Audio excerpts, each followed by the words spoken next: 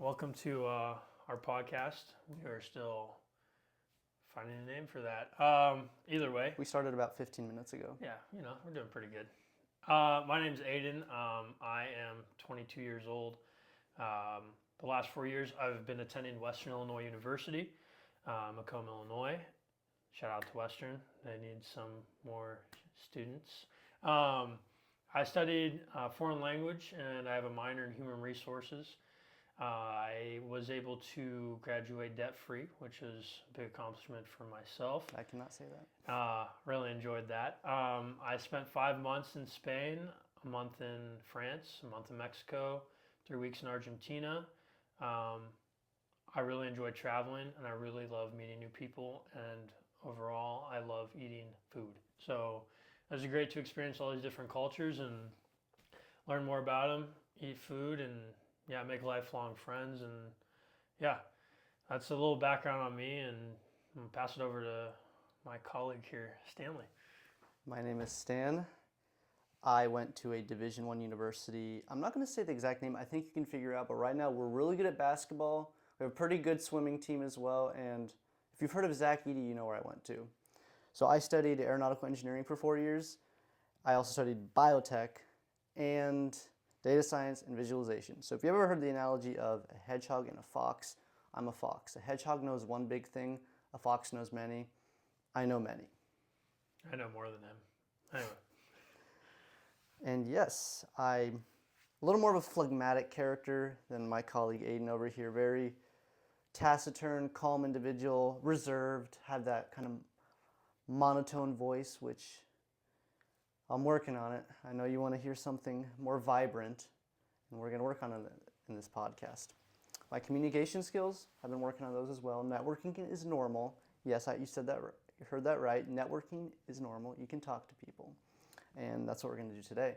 So actually, I'm going to be the one starting the questions today because I have one that I think is really going to just break open this conversation, and it's encompassing everything that's on anyone's mind right now. Is it better to be naively overconfident in the capabilities of AI, or is it better to be utterly terrified, mortified of what might happen?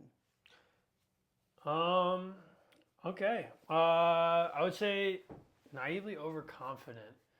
All right, is that more on just let's put all our chips on AI and ride it out? It's going to be the saving grace for humanity type deal, or is it more on the lens of, it's accelerating so fast we're not able to actually,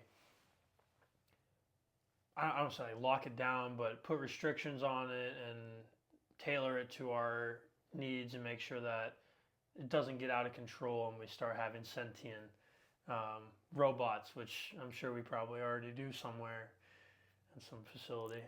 You've got the right idea. Naively overconfident. You talk to these people. You know a couple of them where they're like, "Oh yeah, AI is going to be doing everything for us." They kind of have Next that. 5 years, yeah. They have that just straight face. They're just, you can see it in their eyes. They just are locked into it. And then the utterly terrified would be like, "We're cooked. Humanity's done. 10 years, you might not even be here." Well, I will say one thing is for certain, at least with me, it's here to stay. I mean, that's abundantly clear. It's like the cat's out of the bag, as that term goes. I mean, it's not gonna go away anytime soon, and I think it's made some seriously great advancements, at least in the medical world, with cures. We have a buddy who is a gene scientist, Josh Beharry. I mean, it's doing a whole bunch of revolutionary stuff that is cutting down on, the amount of times, just the amount of time it's taking to do that. I'm still a skeptic on the whole thing. I mean, yeah, I use ChatGPT to run scenarios and maybe give me some insight, but it's not like I would not use it to like email my boss or something like that. It's great for giving you some ideas, but once again, you need quality inputs for that, for it to actually, I would say, be best tailored to your needs. And I don't know, I think it's causing a lot of creative thinking to go down. And with that, communication skills follow suit, in my opinion. So I wouldn't be overly. I don't know. I wouldn't hedge all my chips onto AI personally. I'm skeptical of it, but like I said, it's here to stay, and it's something we got to live with now and work with, uh, and hopefully, yeah, make some money off of it. I guess. Shoot. It's interesting how you mention you don't use ChatGPT to write your emails and Mm-hmm. in general do the thinking for you because for background I actually do a little bit of substitute teaching. I'm familiar with the education industry and I cannot say that students are using their minds by themselves. They're having ChatGPT think for them. And what I want to ask you, Aiden, is would as somebody who also works in the tech industry, I'm working a lot with AI and coding right now. Would you want an agent, like an autonomous AI agent, to work beside you? Because right now there's already agents that are writing emails Well, while you can go around and do your own work. Hmm. You're like, yeah, chat, just I have a list of things I want you to do. Get those done. I'm gonna go to I, the water cooler. I'm not opposed to it taking on some tasks that they're not as much signal. It's more noise. Like those kinds of tasks, yeah, I'd be fine. Allowing it to, okay, we need to contact 30 people in this organization, do some crawling on the internet and get all their emails put into one. Like that's something that, yeah, that's probably going to take me 30 minutes, and I could probably do it in 5, if not less. So some tasks like that, yeah, I wouldn't be opposed to it. And like I said, it's already kind of happening. The work that I usually do, my day to day, I am unemployed. I do a lot of blue collar work, I would say. I work on a farm, uh, fixing up rentals, all sorts of things like that. Uh, I don't know. That it's not really working with me in tandem with that regard, but for creating the most efficient route for lawn mowing, I mean, it's just able to read streets and just help me out with, yeah, if you start on Carroll, for example, and you end on Johnson. Johnson or Stacy, whatever it is, that's something where it's useful, but it's not, you know, it doesn't account for human error, which will always be a thing. And I think there's also AI error. It doesn't get the full picture of what you're dealing with, and I think that's something that needs to be noted and understood as well. It's not a human. It won't be a human. As we were talking about the other day, when you say, draw me a picture of a dog. All it knows is that a dog has 4 legs and a tail and is a man's best friend and has data centers of pictures of dogs so it can kind of get an idea of what it is, but it's never touched a dog. It's never been bitten by a dog or drooled on by a dog or heard a dog bark, frankly. So It's a black box. It yeah, doesn't actually know what a dog is. It just has a relationship, as you're talking about, semantic graph for everything you can imagine about a dog. But when you think of the word dog, you could probably see spot in your head, and you're like, yeah, I kind of know what a dog is, or maybe it's your friend's dog. It's a terrier or see a golden fluffy shepherd. golden retriever. Yeah. But yeah, I think what you're kind of getting at is you want to use AI for automating busy work as much as possible, because a good analogy is you kind of need to know your net worth. So say you make $100 an hour. Just frankly, I'm not saying you make 200K, but let's just say your worth is $100 an hour.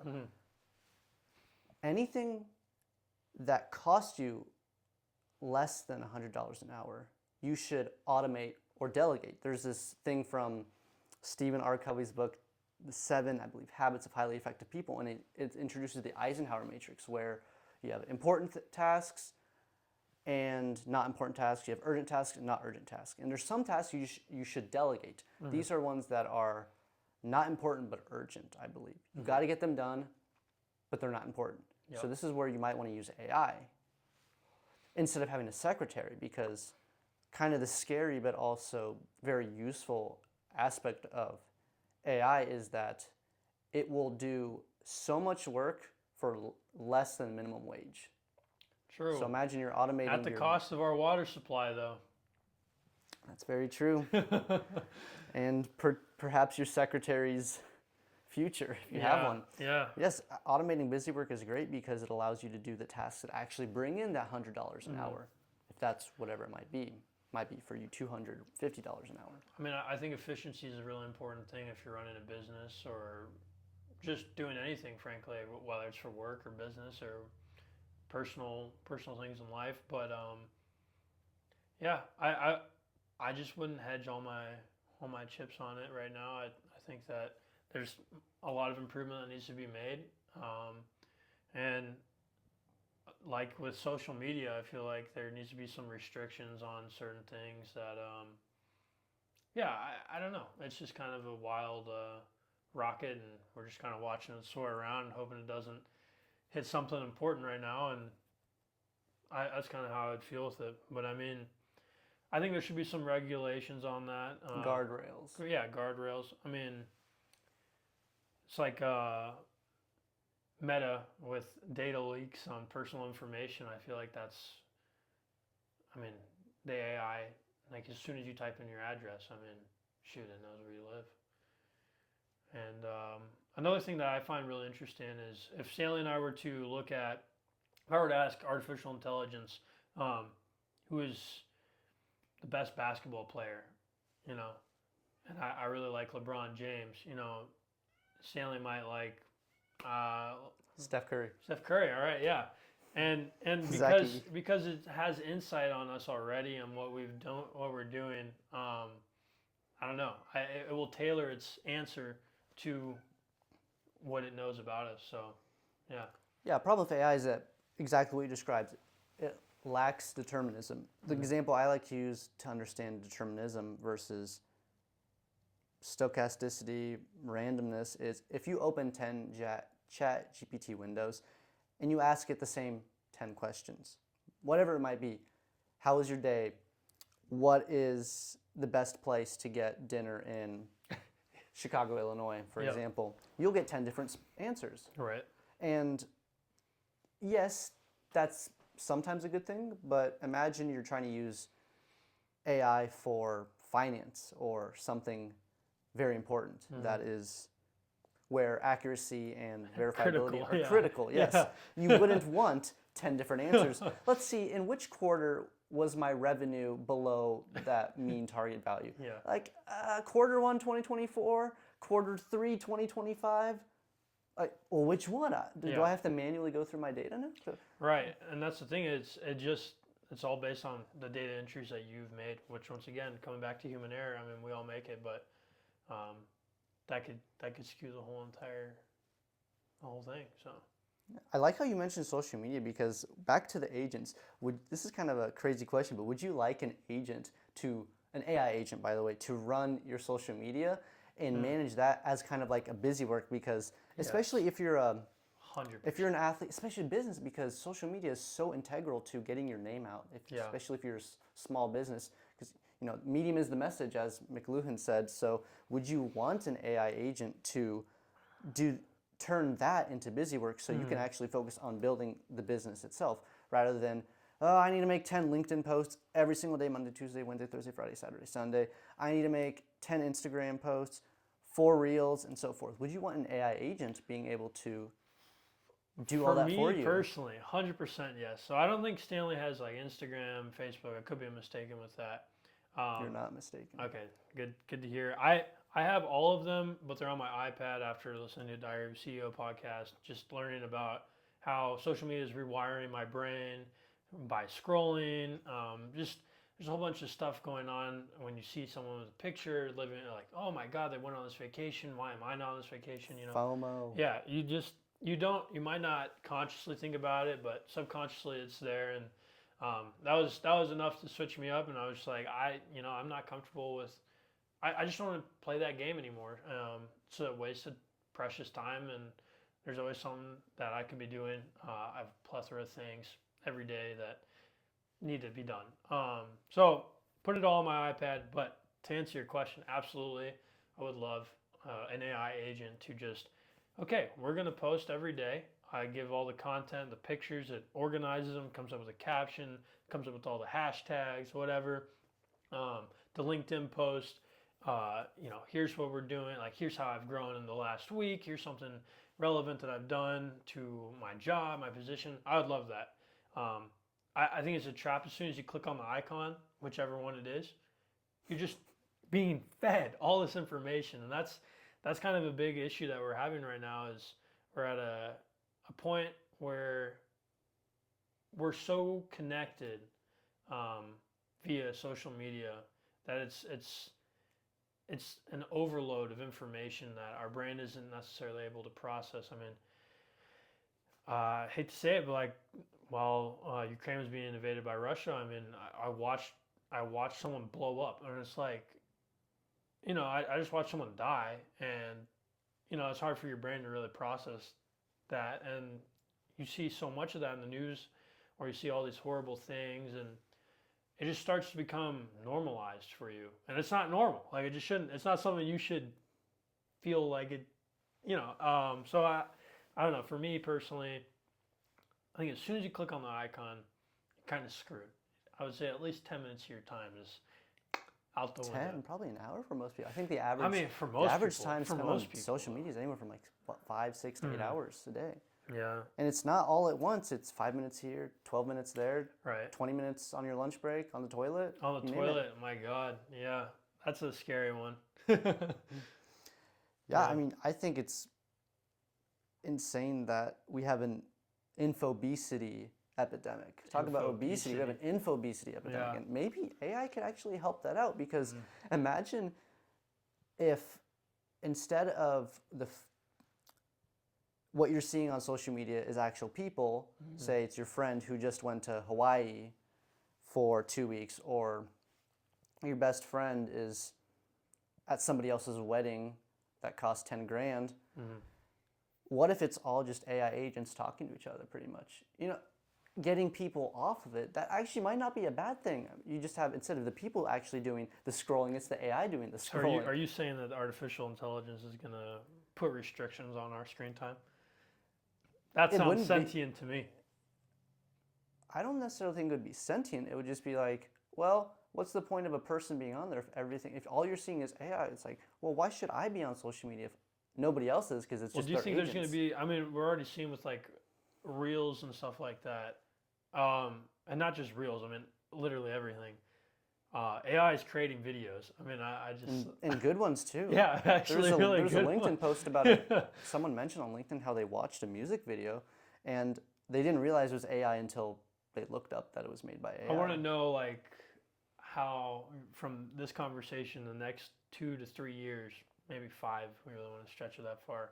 How much content, online content, is going to be actual human-made content, whereas recorded by humans,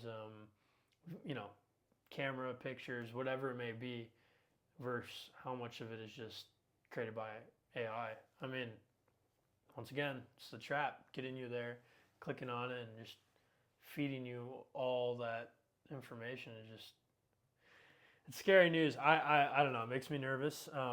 It makes me really scared for our generation, because I mean, we were right at the forefront of technology. Born 2003, and I remember prime years. Yeah, Those early 2000s. quality. But I remember, I think in 2nd grade, they got iPads for the class, and it was so cool. I remember playing, what's that game? Where it was like a little green monster eating candy. It wasn't. I don't know. It wasn't you Agario, like was cut it? the rope, and you had to have like Oh, I know this what you're talking about. peppermint thing fall into the monster's I mouth. know exactly what you're talking about. That Comment in the chat if you know the yeah, game. please. I need to re-download that. Like that was amazing to me. I was like, oh, this is so fantastic. I got to play this game. And then I would say 2 years later, got on Minecraft, started gaming on that. But past that point though, we went through COVID together, and that was a really life-changing event for us as far as school. It was mandatory. Everyone was sent home with a laptop, or you needed some type of laptop to do Zoom classes. Our class got screwed over our senior year. Sports were shut down, and everything is just online. Total disconnect. Everyone is only able to meet with each other virtually. sometimes we break the rules personally. All the time we break the rules. Yeah, but it really kind of put human connection on the back burner. I would personally say, and uh, I would say that's probably when all these social media platforms really started getting like 10x traction, if not probably more. I don't know, 20x. I mean, everyone's just flooding to those servers. How we're gonna keep, yeah, just all that. I don't know. I think it's interesting.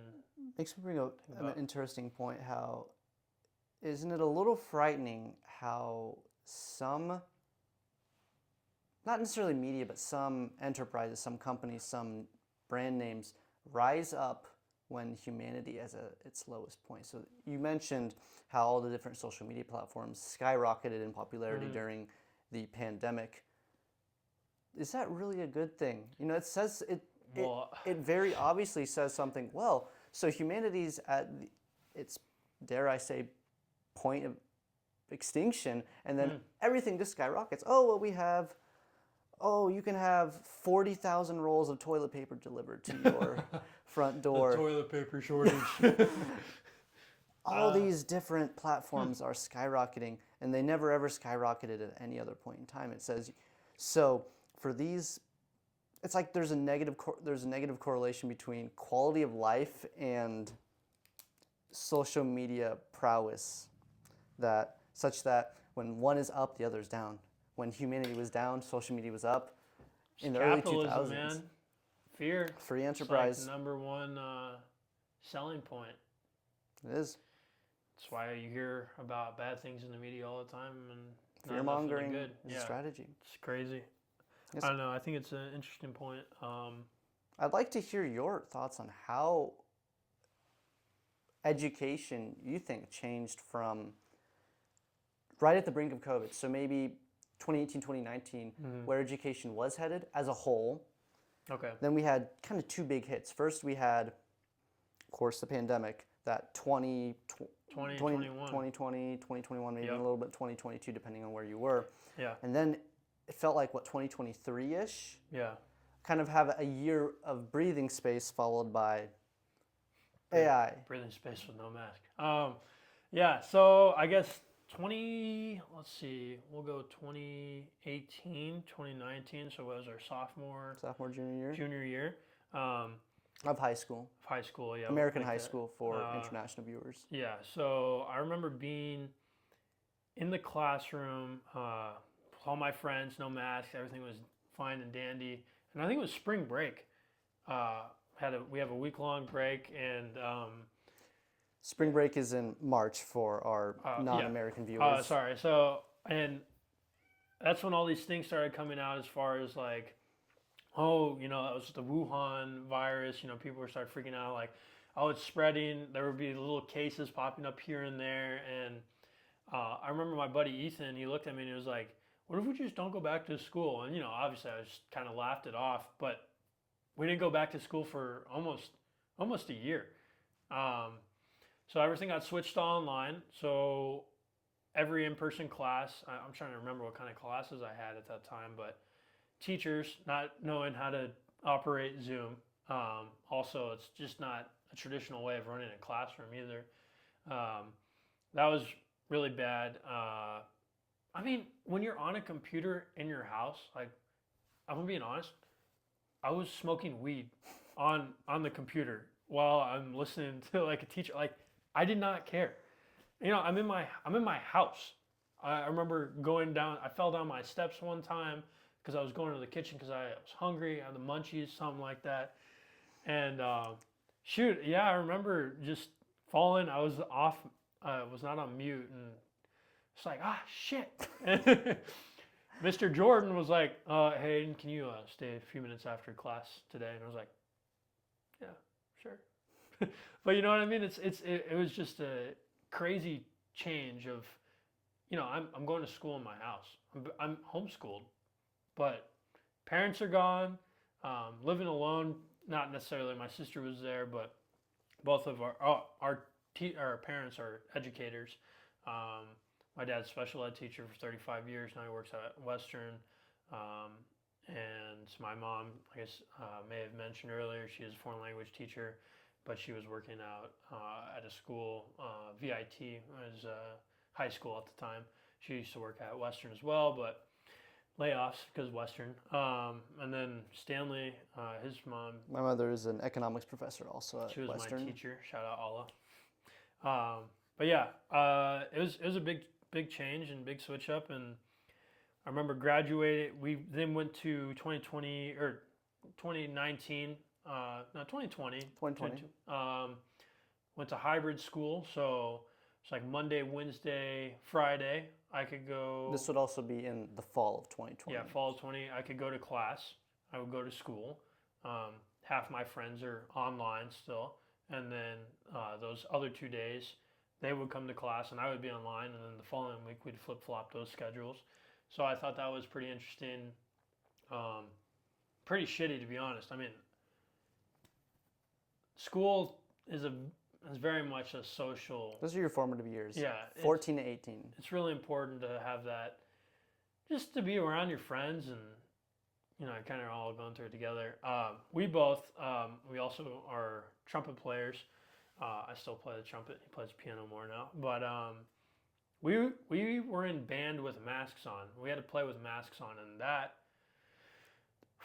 It was demoralizing because was ridiculous. you're used to how good you sound. Like quite frankly, we were good. We kind of knew our abilities, and the mask just slashed that. We were playing at probably 10% of our sound, and if you're a trumpet player, you love being loud, and the mask reduced that by the intensity by at least 60 to 70%, and now it hurts to listen to yourself, and it was very demoralizing. And another big thing with band, at least, so the beginning parts of the year, like the October-ish range, August through October, I would say, we had marching band. So we're outside, still wearing masks, and that correlated to sports as well. Played soccer with a mask on.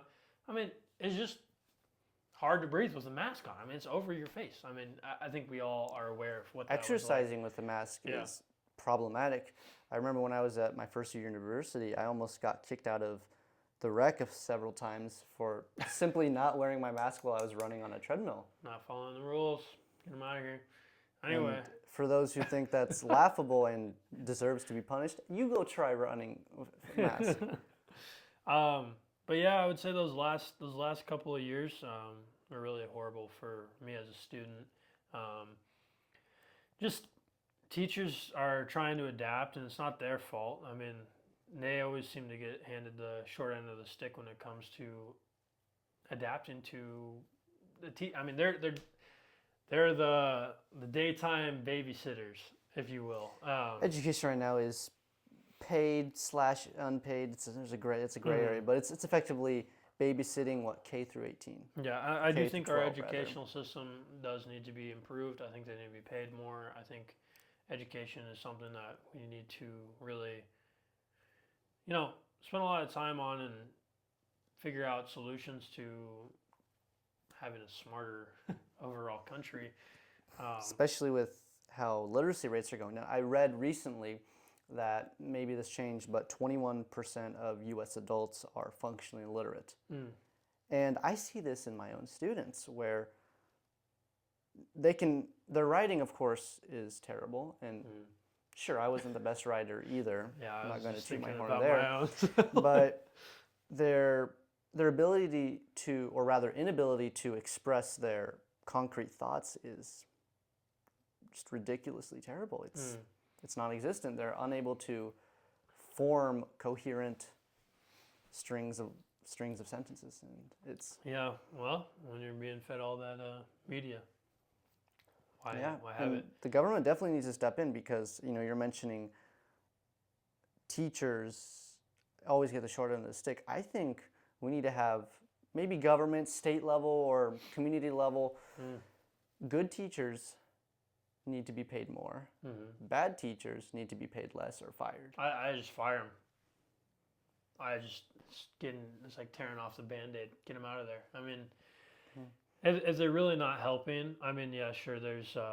Teachers need to also be able to rate themselves. Yeah. If you have depending on the size of your institution, I'm talking grade school or K through 12, you will have, say the average school has maybe 50 teachers, 20 to 50 around there. I think they should all have the agency to grade each other. Yeah, that would and be nice.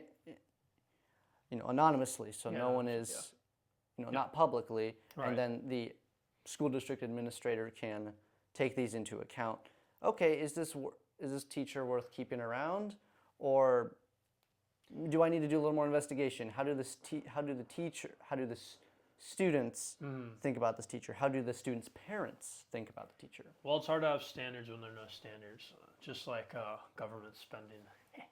I don't know. That's something that when you brought up the government, I mean, like a big part of that educational problem, as far as them not getting paid enough. I mean, our current debt ceiling, I believe, is $31 trillion. Is that trillion with a T, or is that a billion? Or you say Trillion with a T. Trillion with a T? Okay. Like Trump. Anyway, we accrue, I believe, $8 billion a day to our national debt. B's? 8 B's? Okay. 8 B's. Just making sure. Like Obama. No. But yeah, it's pretty insane.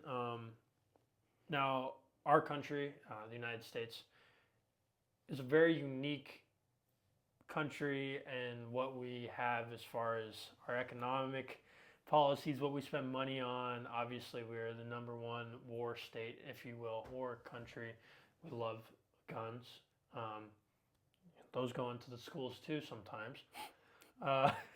It's truly remarkable though, how much we spend. I think government spending for our military is $1 trillion a year, and Trump is trying to increase that to $1.5 trillion, which is insane. For me, it makes me nervous. I think about the 2008 financial crisis, and that was with homes. But I mean, this debt has never been paid off, and it's like a cancer. It's festering and not really going anywhere, slowly growing, but growing in such a way that you don't really think about it. You can forget about it. Now, for me, I would think about it a lot if I had $8 billion leave my pocket every day, but I don't have $8 billion unless someone wants to gift me some money. I want to ask you real quick. Yeah. How do you think, or do you think, the government should really be reeling in AI to kind of help with their finances? Because clearly finances are not in order. You mentioned 31 trillions on the debt. AI has already is being incorporated into financial tools for leveraging and predicting engineering futures for each of the companies. Do you think that the United States government, Trump administration, and the administration to follow should really almost politicize AI in a sense? We haven't talked about the boundary between AI and politics. We've talked about AI and government. But do you think that AI might actually be a, whatever you call, like when you run on something when you run on something for an election, like that's kind of your platform. Slogan. Yeah, your platform. Like, do you think we're going to start seeing politicians use AI as a leveraging point? I definitely do. I think as far as like the accounting issue for a whole government's GDP is a really interesting scenario. I mean, we're talking all sorts of imports and exports on the daily thing. I mean, we're talking oil, and then there's also debt that is owed to us, as well as far as protection with our militaries. For example, the invasion of Ukraine, we weren't just giving aid to Ukraine for, we just don't like Russia. I mean, it's also a strategic point for the United States. I believe they're the number one sunflower producing country in the world, if I'm not Ukraine? mistaken. Mm-hmm. Yes, that's correct. And, it's a giant port, which I think is one of the reasons why Russia really wanted Ukraine. There's more on that, but giving foreign aid comes at a cost that most people don't necessarily see, and I think that's something that should be noted. I'm not really against or for foreign aid as far as military foreign aid. I think it's always for the betterment of the country on the standpoint of whichever president we have elected in office. But with Iraq, I mean, we elect a foreign leader and then we just extract the resources until we feel that debt has been fixed, which is probably never. So putting other countries in debt, it's something that I think AI would have a really hard time understanding. You need the whole background of that country's resources. So I think using AI as a accountant for the government would be difficult, and also that's a lot of really important information. And if another country, let's use China as an example. I have nothing against China at all. I mean, shit, everything we use is from there. Everything. So, you know what I'm saying? I mean, like, It's Trump's favorite word. China. No, but yeah, I don't think that AI should be used for accounting. I think that government spending should be, I don't know. I think it should be, I don't know. I don't even know what I'm trying to say. I just don't think AI should be a big part of that. I do see politicians using artificial intelligence as a platform for running future elections. I mean, why can't they do that, and why shouldn't they do that? I don't know. I really think, this could be a hot take, but I think we'll see in the 28 election, we will see the majority of the politicians, including AI, in maybe even their speeches, but also part of the reason why they're running, they might be saying like, oh, I'm going to use AI to reprogram, restructure our educational institutes at the state, K through 12 public, private, well, not so much private, but also public university level. Yeah. Maybe we might see funding, university funding, be more specified for, here's the sum of money, you must use it on AI, for example. Gotcha. Or to incorporate it however you would like into your university, be it school, academic, sports, or infrastructure. Yeah. And that might be the direction we're going. But Yeah, as two we'll see. 20-year-old Gen Z males, white males, what can we do? Like, what can we really do right now? Because we don't really have so much voice right now. Oh, shoot. What can we do to... Yeah, I will say, I feel like we are an underserved minority. Yeah, you can look at the 2024 election stats. I'm not going to start going on a tangent why the results are what they are, but young white males were underrepresented, and that did in fact play into the election results. So yeah, I mean, I think it's important, one, to document how you feel. So podcasting is a fantastic way of doing that. Obviously, finding people who align with your values has always been an important thing. Mentors, people, friends, whatever it may be. Just finding people who are like-minded. I don't care which way you vote. I think that you should do more research into why you're choosing that person. I don't think you should vote off of, one, your parents. I don't think you should vote off your friends. I think you should vote off what you have learned and what you see as valuable to you, whether that be the economy, jobs, whatever you feel is an important factor to you. Just look at what the candidates are talking about. I mean, I agree. Watching those debates, especially the last 8 years, is abysmal. It's horrible to listen to. It's just a giant argument on TV. Not even an argument. It's a temper tantrum. Yeah, it's truly it's embarrassing frankly. At least for me, and I feel like it should be for other people. But yeah, I think you should definitely do more research on points that you need that you align with, and talk with people who agree with you. But more importantly, talk to people who you don't agree with.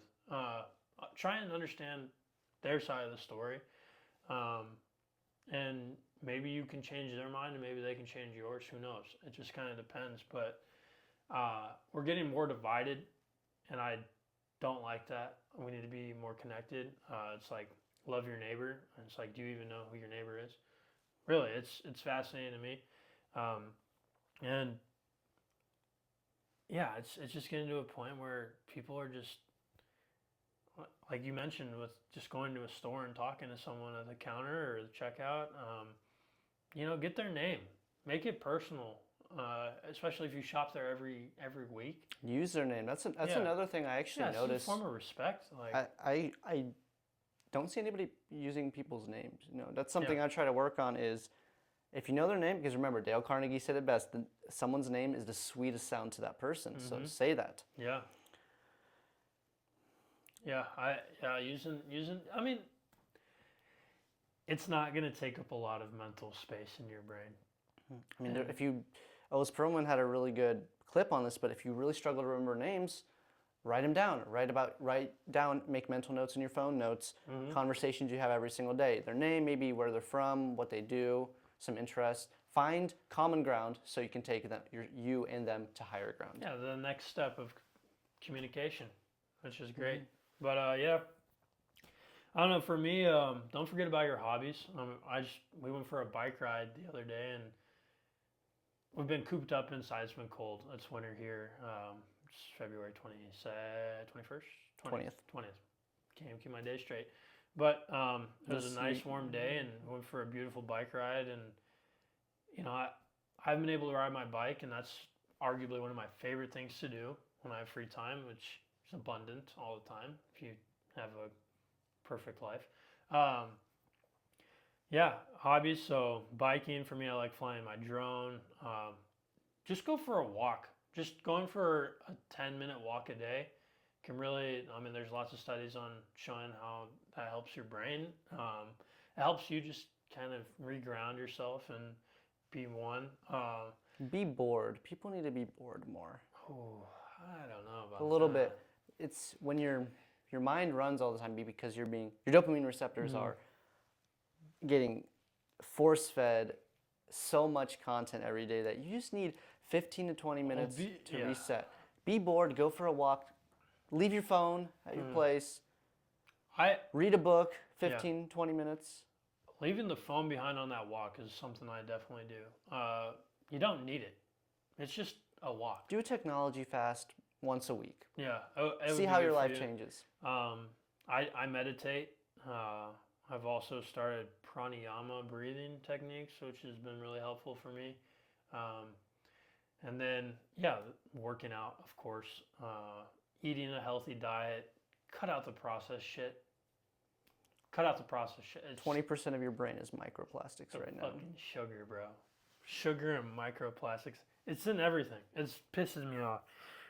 If sugar's in the first 3 ingredients, it's a dessert. Change my mind. Yeah. No joke. But yeah, those are some things that I do, and keep yourself busy. I know Stanley said be bored, but I'd rather be busy and feel like you're doing something. If you can just do a little 3% every day, they'll add up over time. And 1% compounded over 365 days is 37 and some change. But yeah, I think people would love to be 37 times better at the end of the year than they were at the beginning. And save your money. The magic number is $27.40 a day. I'll get you 10 grand in a year if you do that every day. I think, we need to be more mindful of your spending too. Would be another healthy take. But yeah, that's some things that I'm doing, and I hope other people start doing too, or start thinking about it more often. So yeah. Well, it was great talking to you, Aiden. Yeah. I'm not going to really tell who's going to be our next guest because we're actually going to get a guest on Yeah. for the next Yeah. episode of this podcast. But I'm excited it's for him. somebody who will, hopefully, we need to send out the invitation first. No, we'll get him. We'll get him, but I think it's what everybody's missing right now. Mm-hmm. And if you've listened to what we were talking about, it won't be anything different. It's just who will be speaking, which I think I really am looking background information. I'm looking forward to getting their input. Yeah, me too. Well, until next time, and we'll have a name next time too. We will. Sounds good. Thank you for joining us. Thank you.